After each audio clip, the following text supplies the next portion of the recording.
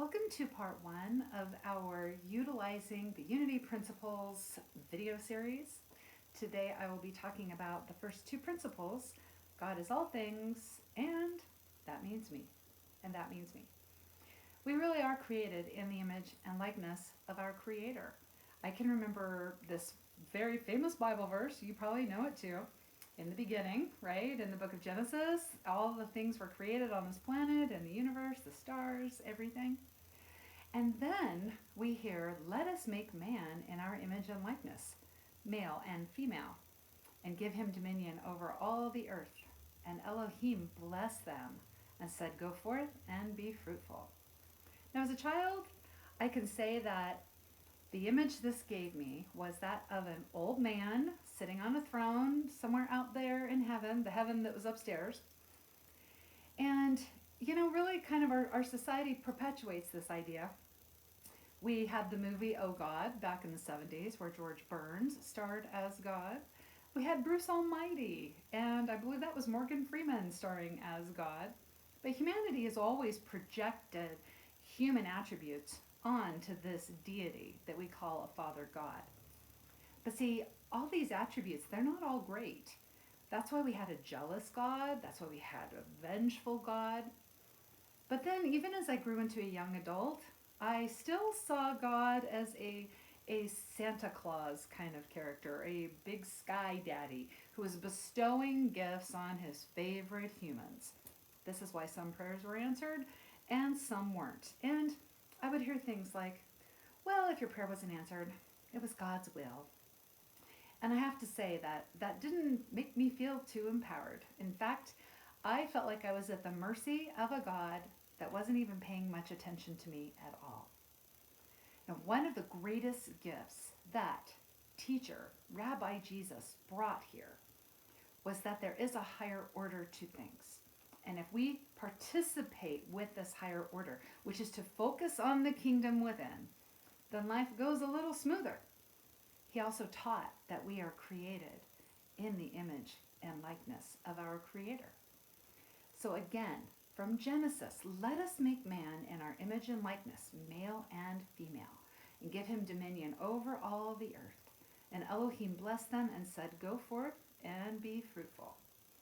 Now, metaphysically, Elohim represents the divine mind or consciousness, divine consciousness in creative action. We're created in the image and likeness, but it's not a physical likeness. It is a spiritual, creative likeness. We are created in the spiritual image of God, and how God created the universe through the Word, that's how we create our life. So God, as God creates in the whole, we create in our little microcosm right here. Even in the book of John, in the beginning was the Word. Well, the Word is also translated as logos. It means intention and activity. So as the Creator creates the cosmos, the macrocosm, we create in our lives the microcosm. Through intention, we decide something, and activity, we choose to do that. Now, when I started coming to Unity, this helped me to broaden my understanding. So in Unity, our first principle is God is all things. Everything that's ever been and everything that's yet to be. God is all the physical stuff we see in our life. It is the possibilities, it is probabilities, it is inspiration, it is divine ideas. It is all the things that are still yet to be in our world. Now, this principle allows us to stretch our understanding of what God really is, all things. And this is how we can be better creators. The Apostle Paul told the Athenians, in God we live and move and have our being. So God lives and moves and has expression in us, but we also live and move and have expression within God, because God is all things. Now, all that we experience, all that we dream about, all that we are and all that we have is source energy in some expression. We can never be separate or away from this energy. We can never be separate and away from this universal power. We can never be disconnected from it. Just like a wave cannot be disconnected from the ocean. But see, our minds are schooled in duality. And I know I have been guilty of saying this. A lot of us say something like this. Well, I just want to connect to my inner divine being. I just need some time to connect to God. But that implies that we could be apart. And we can't. We cannot be apart from God. Now, in ancient cultures around the world, there is a mythology of God being in all things. In the Bhagavad Gita, it says, "By me is this entire universe pervaded. All things are in me, and I in them. Know that as the mighty wind blowing everywhere rests in the sky, all created beings rest in me. I am the Father, the Mother, the Supporter, and the Grandsire of the universe." The Hopi Indians talked about Grandmother Spider, and she spun a web that connected all things. In the Buddhist Sutras, they talk about a net that stretches in all directions. The ancient Chinese have the Tao, the flow of the universe through all things. Now, in scientific terms, the physicist Max Planck, he's the originator of quantum theory. He called this force, this matrix, the conscious, intelligent mind. And we have heard it called the field of pure potential, or just the field for the quantum field. Rumi, this is my favorite, Rumi said, "The source is within you, and this whole world is springing up from it." So we are created in this spiritual image. And as we think about how God is all things, that also means us.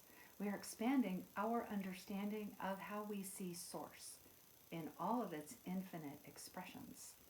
God is all things. God is the substance. God is the possibility. God is the promise.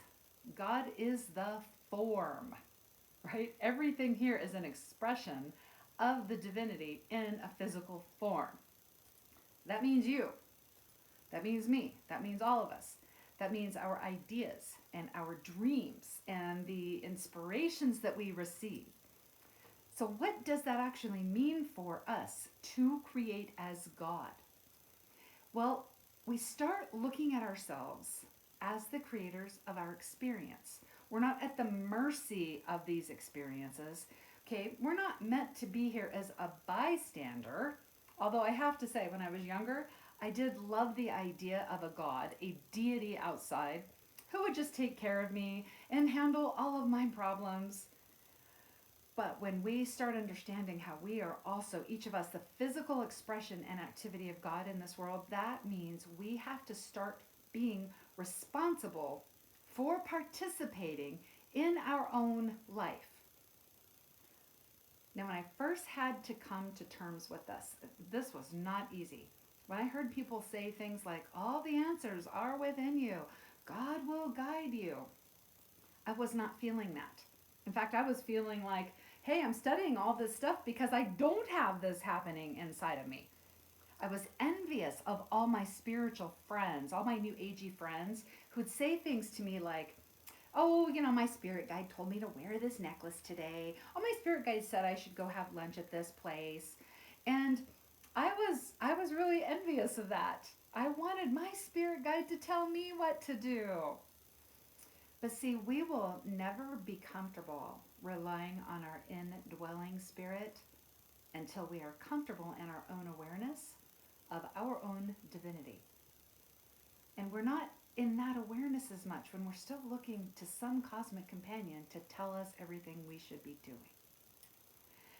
Now, the divine self, our divine self, this is our Christ nature. And this is the nature that Jesus lived his life from.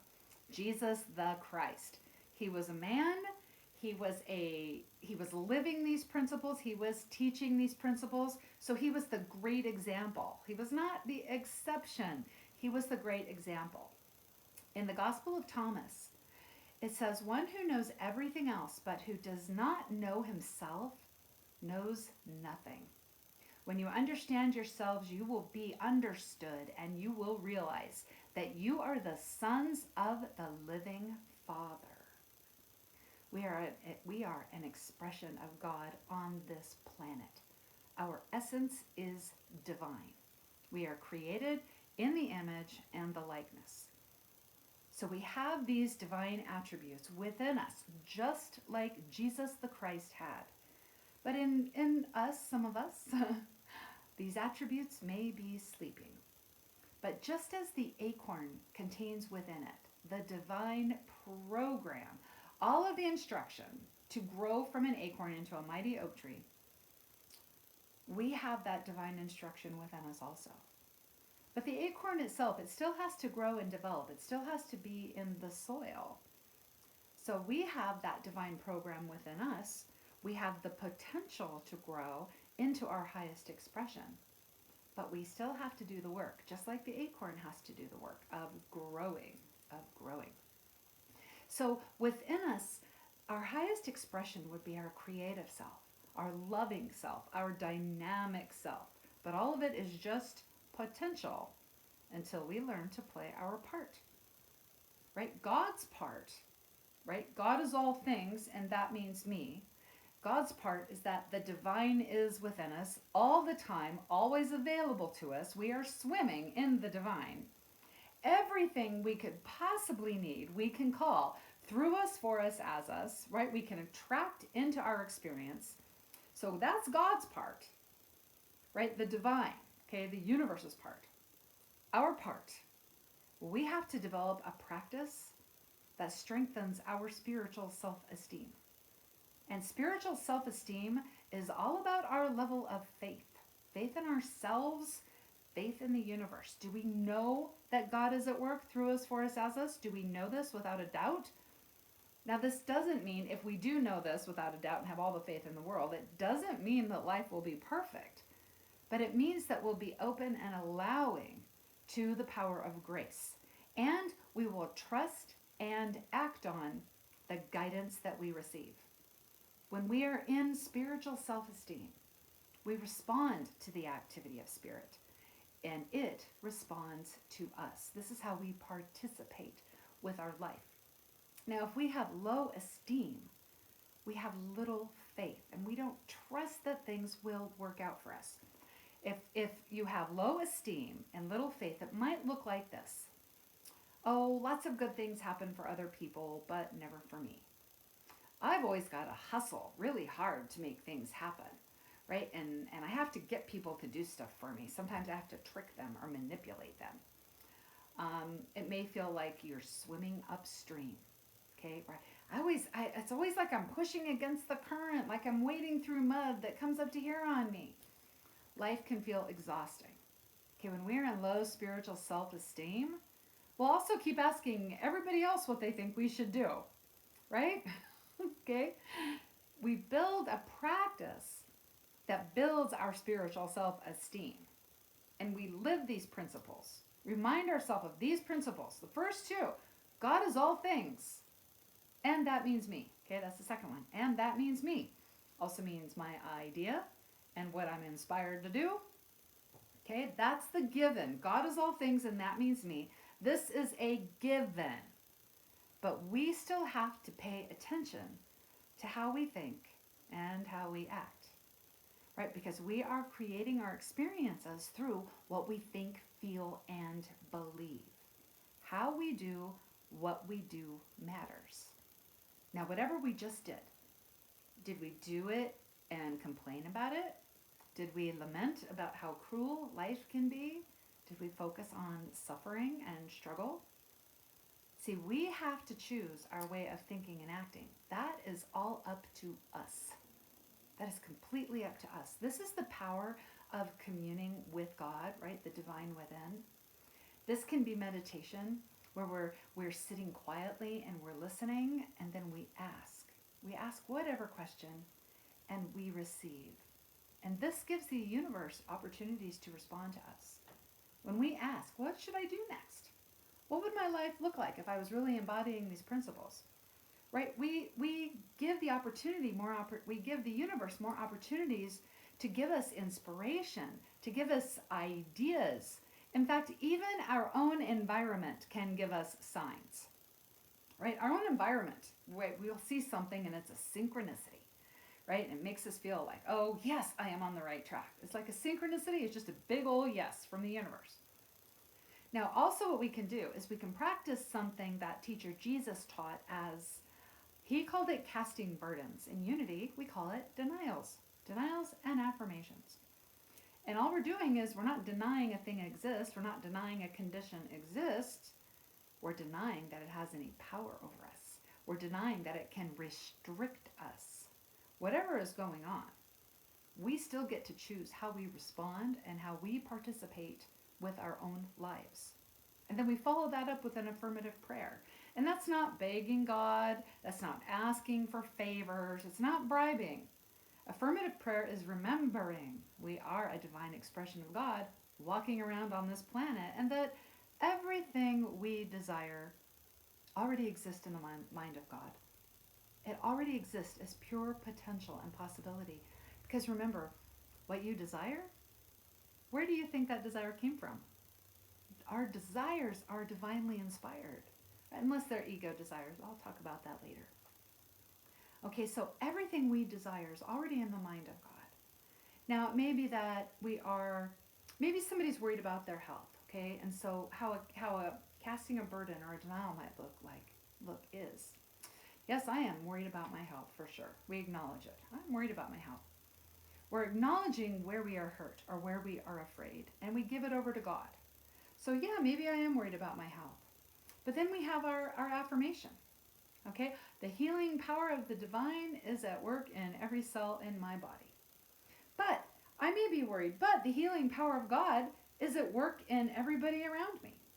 God is my source, and all of my good is available to me now. And so I give thanks to this flow of good into my life. I am open to receive, and I live in joy and faith. Now we just keep doing our best from that point on, right? We cast our burdens, and then we just keep doing our best. Of course, then this can take us right into the fifth principle, just living the truth that we know. We walk the walk, and we practice. Practice every day. That's why it's called a spiritual practice. So we are created in the image. God is all things. That means you, and that means me. Say it with me. God is all things, and that means me. And that means me. Everything we need comes from within us, and we don't have to do anything special to earn it. God provides the means. God provides us with everything we could possibly need. We just have to be open to receiving it. We have to be open to being aware that it is available. We are created in the image and the likeness. We are divinely designed to thrive and call forth joy, goodness, peace, and prosperity. But it's us, we are the ones that have to take action. We receive the idea, we receive the inspiration, then we have to decide, and then we have to choose. We make choices that honor the divine within us. That's how we practice these unity principles. God provides us with all the tools, but then we have to do something with them. That's on us. What we can do is watch our thoughts and our feelings, because those will lead to the next action. We remember to commune with the divine, remembering we are an expression of that. We pray with our cosmic companion, right? And then we just keep doing our best. So God is all things, and that means me, and that means you. You are created in the image and likeness of your Creator. You have all the tools you could possibly need, and you have the ability to practice all of this. You were created to be a creator, right? So our practice, your practice, is calling for the divine through you and into your life. You call forth the divine, and you're calling forth the good. And this is how we are creating heaven on earth. So we'll see you in the next video.